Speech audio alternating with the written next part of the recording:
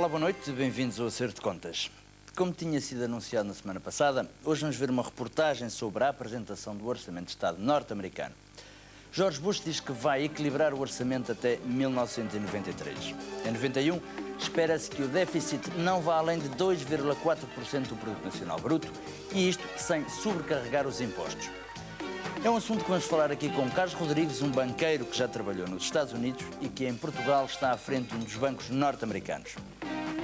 Por outro lado, e em jeito de comparação, temos uma outra reportagem sobre a economia soviética. Aqui os problemas são totalmente diferentes. Às reformas políticas que têm sido introduzidas nos últimos anos, os soviéticos continuam a fazer bichas junto às lojas e a sentirem as mesmas, se não mais, dificuldades que no passado. Há, no entanto, sinais contraditórios com a instalação de empresas estrangeiras no coração de Moscou ou de Leningrado.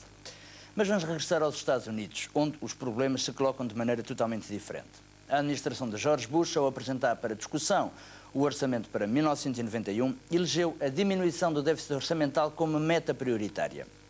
Os conselheiros económicos do Presidente falam, no entanto, do peso do passado, isto para explicar a dificuldade e apresentar, para já, bons resultados. A promessa da Casa Branca é para equilibrar o déficit, que já agora, em 1991, será de 2,4% do produto, daqui a 3 anos. Isto é, equilibrar o orçamento em 1993. Primeiro foi a proposta orçamental da Casa Branca. Depois, George Bush foi ao Congresso fazer o discurso do Estado da União.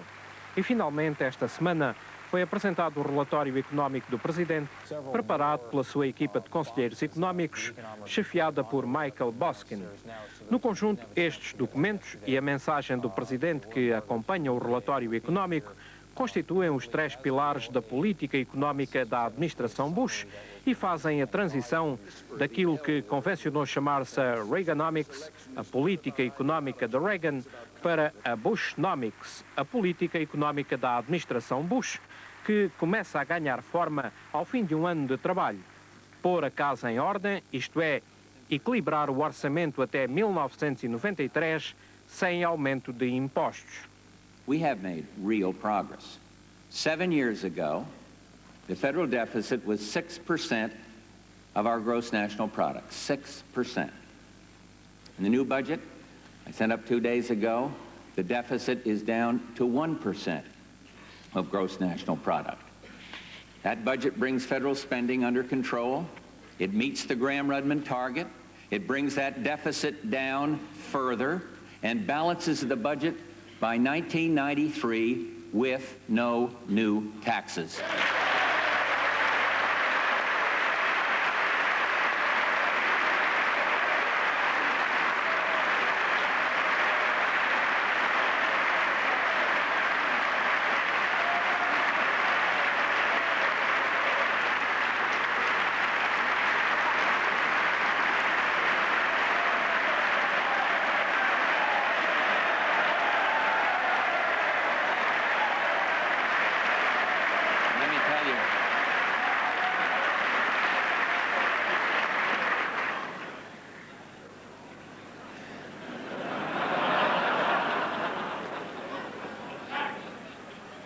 And let me tell you, there's still more than enough federal spending. For most of us, $1.2 trillion is still a lot of money. And once the budget is balanced, we can operate the way every family must when it has bills to pay. We won't leave it to our children and our grandchildren. Once it's balanced, we will start paying off the national debt. Mas este é um ano de eleições em que estarão em jogo os 435 lugares da Câmara dos Representantes e 1/3 dos lugares do Senado. E o orçamento oferece o primeiro ponto de partida para a batalha entre democratas, que dominam as 2 câmaras do Congresso, e os republicanos, que gostariam de retomar, pelo menos, o domínio do Senado.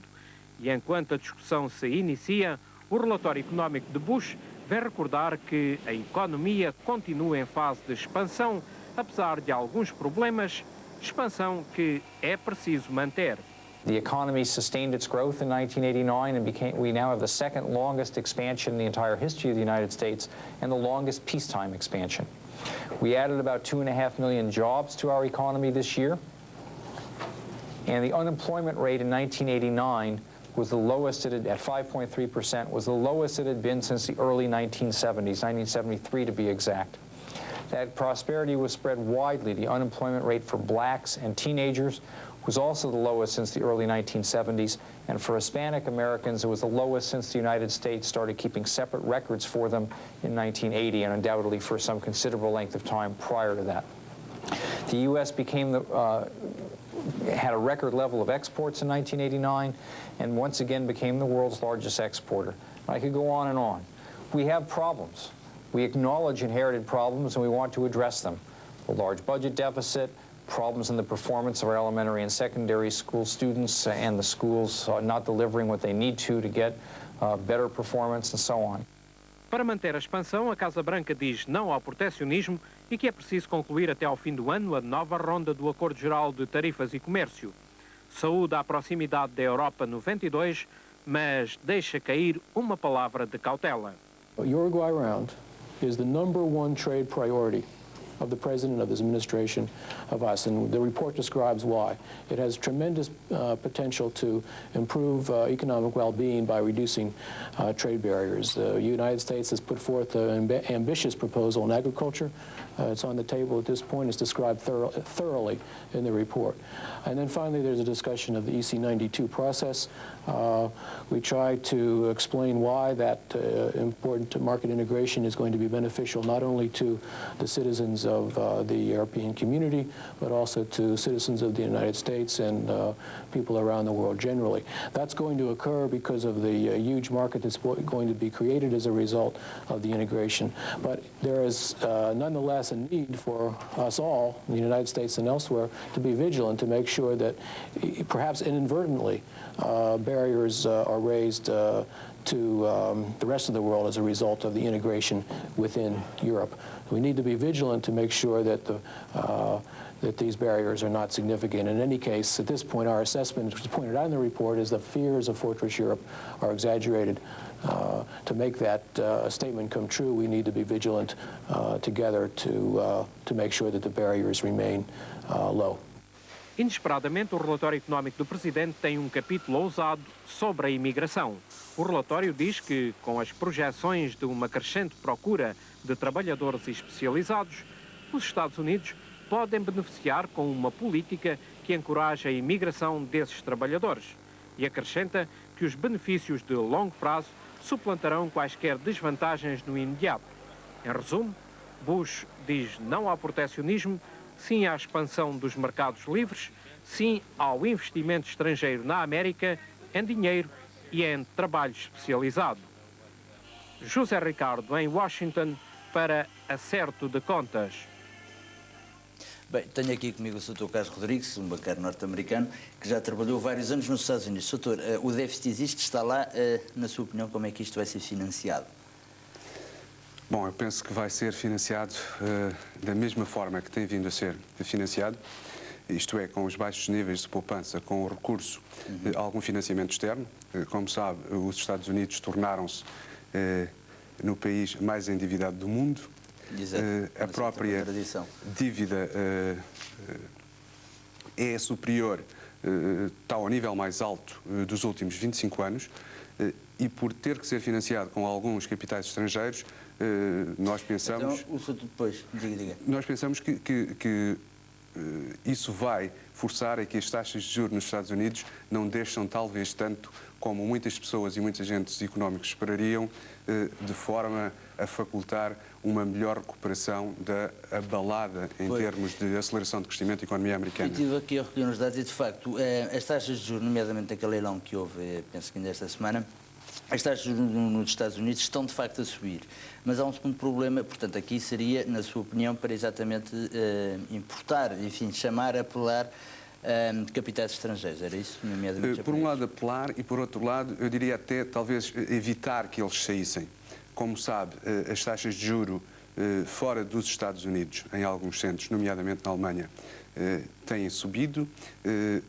Por outro lado, a evolução política de outras partes do mundo, não só do leste da Europa, como da própria União Soviética, tem servido de chamariz a capitais estrangeiros que Pois, nomeadamente, os investidores japoneses concorreram muito pouco exatamente a esse leilão que houve agora, esta semana, nos Estados Unidos. Então, a pergunta é esta: o Sr. vê a curto prazo, ou médio, se quiser, uma guerra, uma guerra entre aspas, em termos de taxas de juros, isto a nível mundial? Isto é, por um lado, um polo que serviu os Estados Unidos com necessidade de captar capitais e também rentabilizá-los, e, por outro lado, uma Alemanha que, enfim, também tendo em conta a nova situação política, também essas taxas de juros tendem a aumentar, portanto vai haver aqui uma certa espiral?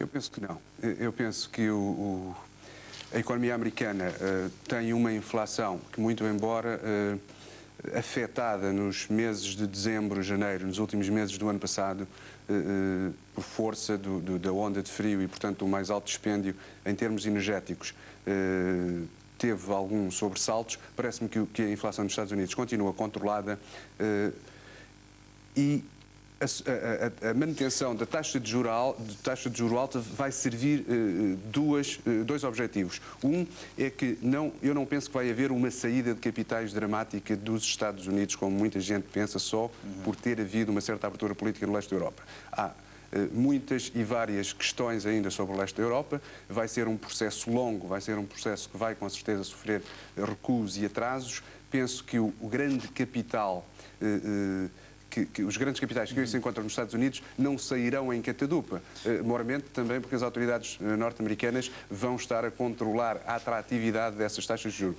Eu penso que... Então as taxas de juros tendem a subir, não? Eu penso que elas tenderão a manter-se onde estão ou a subir ligeiramente e por isso irão contribuir para que o crescimento da economia americana não seja tão grande ou não seja tão acelerado como se previa, à volta dos 2%, mas é muito capaz de se quedar por 1% em termos de crescimento. A maioria dos analistas espera hoje... Um certo arrefecimento da economia norte-americana. Exato. Que a economia em 1990 apresente taxas de juro mais altas ou a um nível alto até ao fim do segundo trimestre, pelo menos. O doutor faz parte de um grande banco internacional, não é? Eu pergunto-lhe, enfim, isto uma resposta mais ou menos rápida. Como é que se vê, como é que vem a situação no leste europeu? Vão de facto começar a investir na Polónia, na Hungria? Bom, nós acontece que temos uma sucursal aberta e somos um dos primeiros bancos que tem uma sucursal há vários anos aberta em Bucareste. Penso que é uma atividade com caráter limitado, vai continuar a ser limitado, não vamos repetir erros do passado e é muito cedo ainda para julgar qual vai ser a evolução. E penso, enfim, que há que conhecer realmente um princípio de evolução antes de se mover em força. Doutor, muito obrigado por estar aqui no Acerto de Contas. Bem, mas se o problema dos Estados Unidos é diminuir o déficit, a outra superpotência tem problemas bem mais graves para solucionar.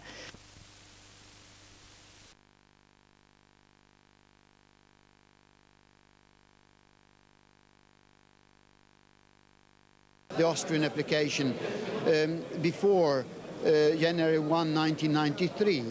As far as I understand, EEC is completely concentrating upon what they are already committed to. So I don't believe that new issues will come up before then.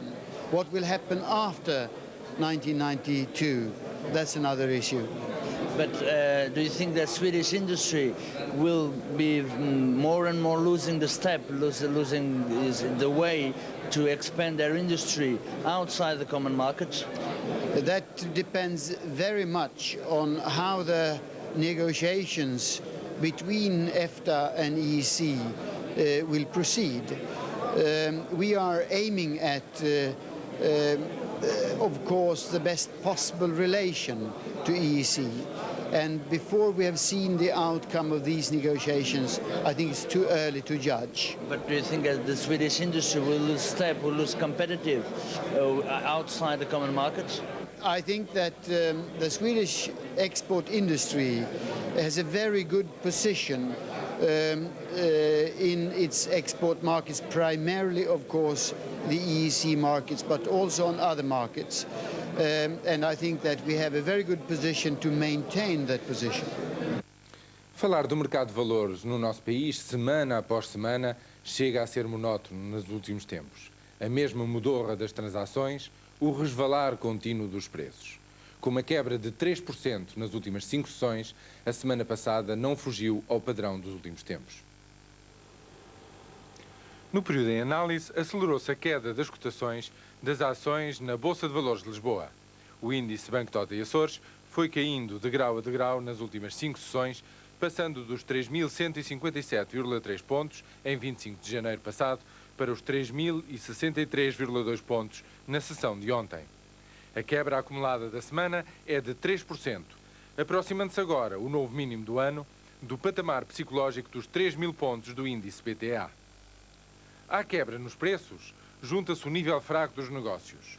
Com as 5 sessões a vender e comprar diariamente montantes próximos do 1 milhão de contos, a semana registra com 5.250.000 contos transacionados, um recuo neste aspecto da ordem dos 9%. Ao nível cambial, a Libra constitui uma exceção na regra geral da valorização do escudo. Cotada a 248 escudos 956, a Libra britânica ficou mais cara 1,05% em relação à cotação de 25 de janeiro passado. O marco alemão vale agora 88 escudos 0,24, o que representa uma ligeira quebra de 0,11%. O iene japonês também caiu na Praça Lisboeta. Cotado a um escudo 0,224, perdeu 0,28% numa semana. O dólar norte-americano sofreu a maior quebra de entre as divisas analisadas. Cotado a 147 escudos 968, o bilhete verde norte-americano está agora mais barato 0,57% em Lisboa. Esta análise contou com o apoio da Direção Financeira do Banco Tota e Açores. Como tem sido repetidamente anunciado, o sistema de fixação administrativa dos limites ao crédito tem os dias contados. O controle indireto da oferta monetária no nosso país está aí ao virar da esquina. Mas será que ele conseguirá corresponder às expectativas dos banqueiros e empresários? Para já, uma coisa parece certa. O volume global de crédito vai manter-se inalterado. Um trabalho de Cláudia Costa. Grandes mudanças se esperam na política monetária. Os limites ao crédito obrigatório têm os dias contados. A passagem para o novo sistema de controle monetário indireto está mais do que preparada. O Banco de Portugal já vem anunciando o alargamento das reservas de caixa a novas instituições e a outros instrumentos financeiros. Está previsto que o novo sistema de limites indicativos ao crédito entre em funcionamento nas próximas semanas. Contudo, uma coisa é certa. Como o Governo não pretende alterar os objetivos restritivos da política monetária, o Banco de Portugal vai fazer o possível para manter o volume de crédito não inflacionista. Na prática, significa a manutenção do crédito aos níveis atuais. No entanto, as consequências sobre a taxa de juros são ainda imprevisíveis. Haverá uma tendência para subir um pouco as taxas dos depósitos, portanto, na remuneração dos depósitos que a banca venha a angariar, ou outros instrumentos de angariação de poupanças. E isto, conseguinte, no que diz respeito às taxas que nós chamamos na banca taxas passivas. Em relação às taxas ativas, aí já não estou tão seguro, porque, em princípio, a oferta e a procura da moeda não terá grandes oscilações, ou pelo menos o objetivo é que a mudança de processo não dê grandes oscilações aqui. E por outro lado, também acontece que há um determinado andamento de sentido estabilizador na inflação. Enfim, julgo que aí não é tão fácil concluir por uma evolução.